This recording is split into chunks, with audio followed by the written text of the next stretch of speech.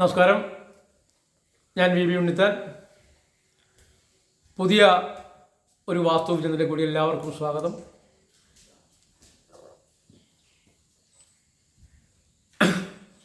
ഇന്ന് ഞാൻ എപ്പോഴും പറയാറുള്ളത് പോലെ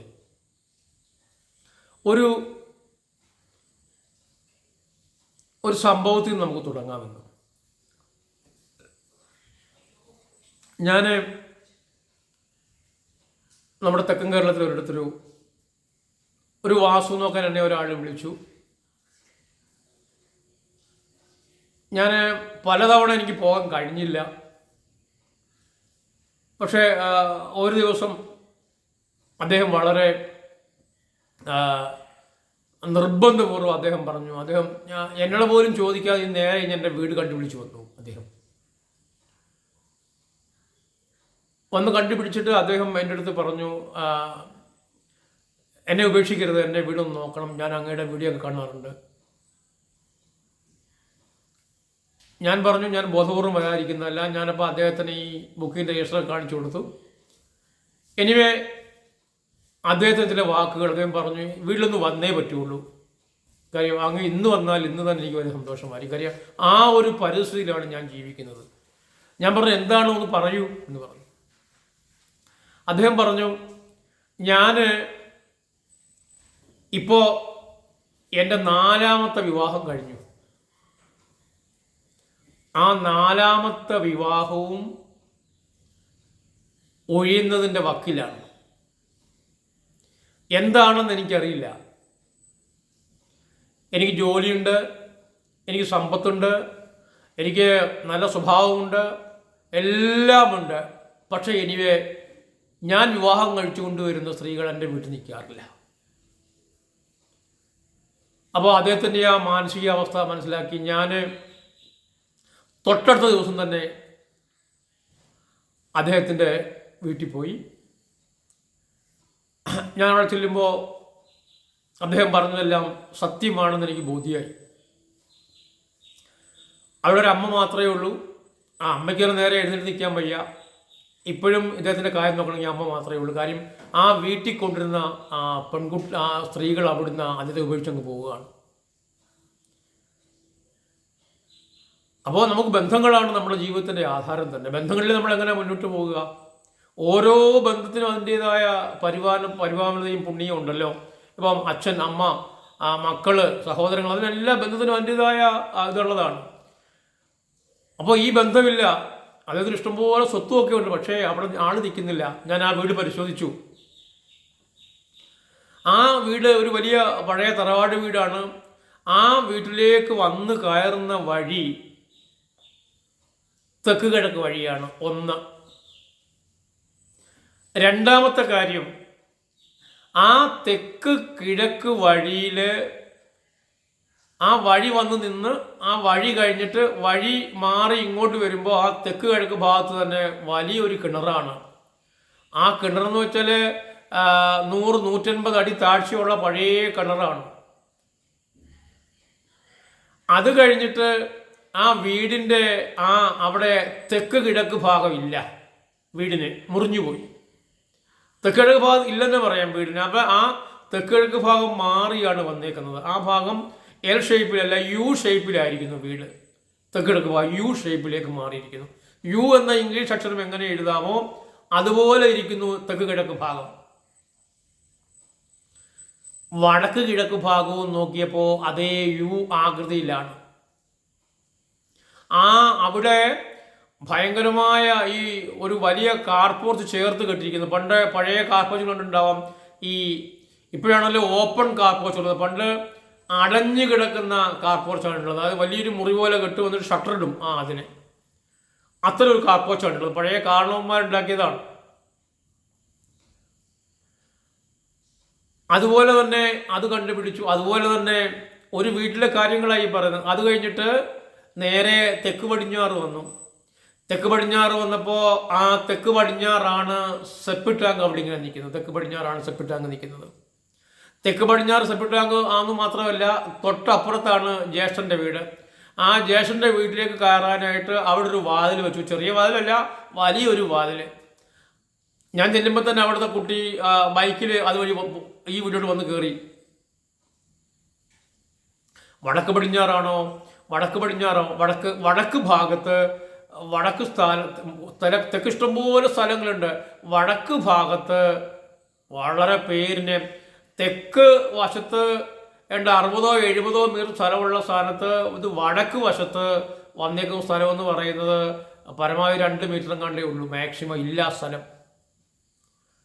നിങ്ങൾക്ക് തന്നെ മനസ്സിലാക്കാം ഞാൻ എന്താ പറഞ്ഞു വരുന്നത്. നമ്മൾ താമസിക്കുന്ന വീടാണ് നമുക്ക് ബന്ധങ്ങളെ തരുന്നത്. നമ്മൾ താമസിക്കുന്ന വീട്ടിലെ നിർമ്മാണ വൈകല്യങ്ങളാണ് നമ്മൾ ബന്ധങ്ങളെ തരുന്നതും കളയുന്നതും. അപ്പോൾ നിങ്ങൾ മനസ്സിലാക്കൂ, ഇദ്ദേഹത്തിൻ്റെ ഈ വീട്ടിലെ എന്തുകൊണ്ട് അവിടെ സ്ത്രീകൾ വാഴുന്നില്ല?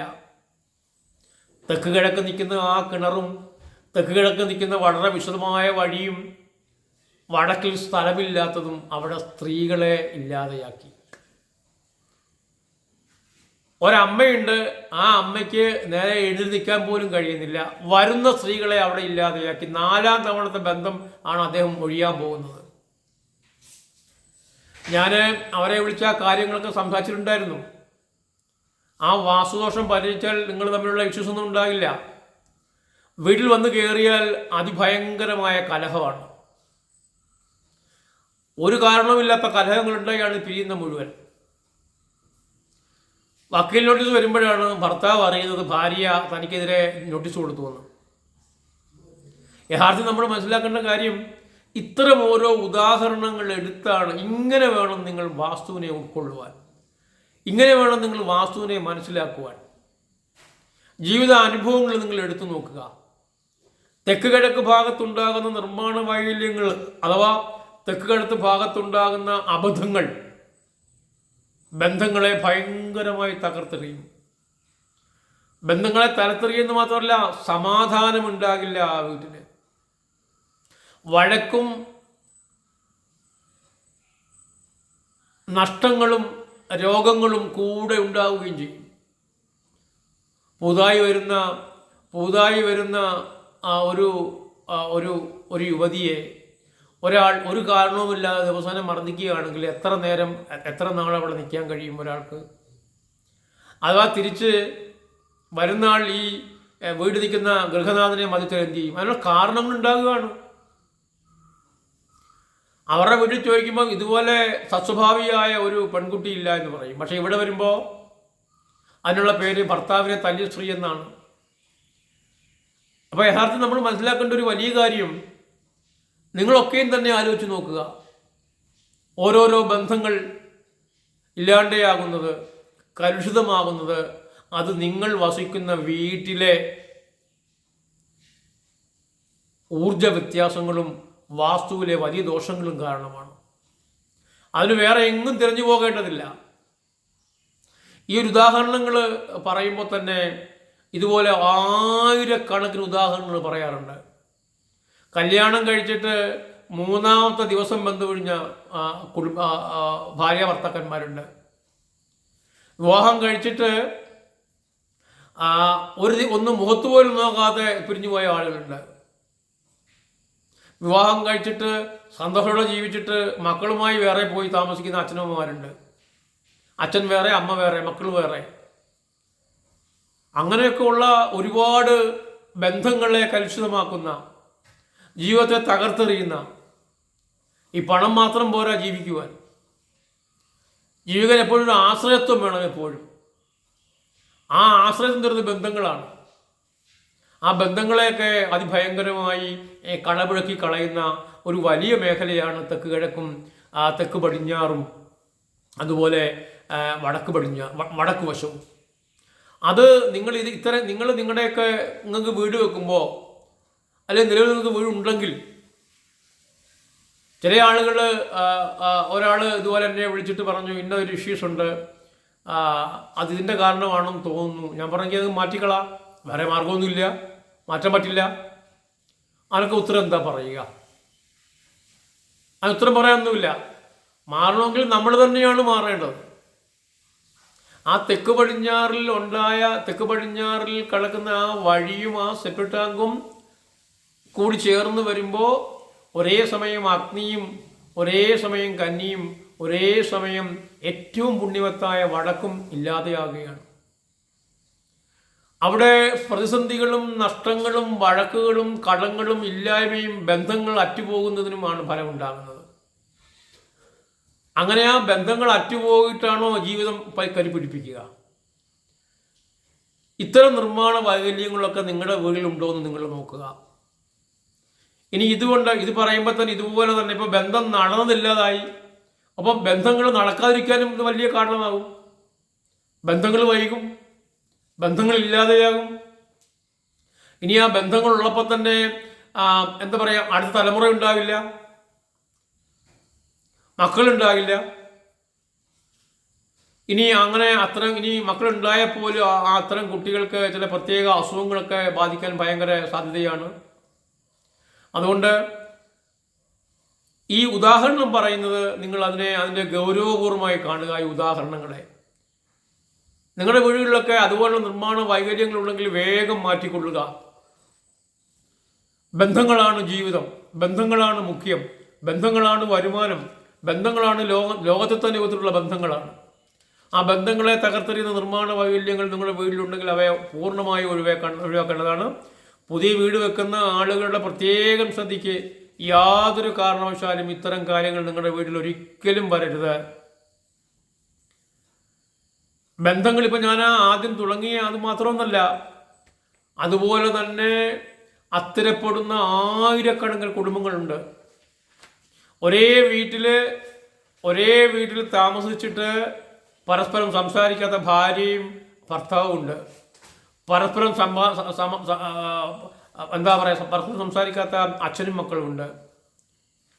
യഥാർത്ഥത്തിൽ അവയൊക്കെ ഉണ്ടാക്കുന്നത് നമ്മുടെ വീട്ടിലെ വൈകല്യങ്ങളാണ്, നമ്മുടെ വീട്ടിലെ നിർമ്മാണ വൈകല്യങ്ങളാണ്, പ്രവർത്തനങ്ങളാണ്. അത് മനസ്സിലാക്കണം. ഇത്തരം നിർമ്മാണ വൈകല്യങ്ങൾ നിങ്ങളുടെ വീട്ടിലോ നിങ്ങളുടെ അയലത്തോ നിങ്ങളുടെ ബന്ധുക്കൾക്കോ ഒന്നും വരാതെ നോക്കേണ്ടതാണ്. എല്ലാവരും ഈ വിജ്ഞാനം കൂടി സ്വീകരിക്കണം.